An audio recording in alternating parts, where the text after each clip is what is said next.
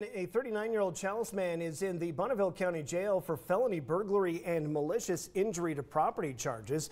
Deputies arrested Michael John Bachman yesterday afternoon after they say he used a large tractor to damage property and farm equipment on a farm on the 7,000 block of West Broadway. The property owner claims he tried to run him over. Deputies had to use less lethal rounds in order to stop him and get him into custody.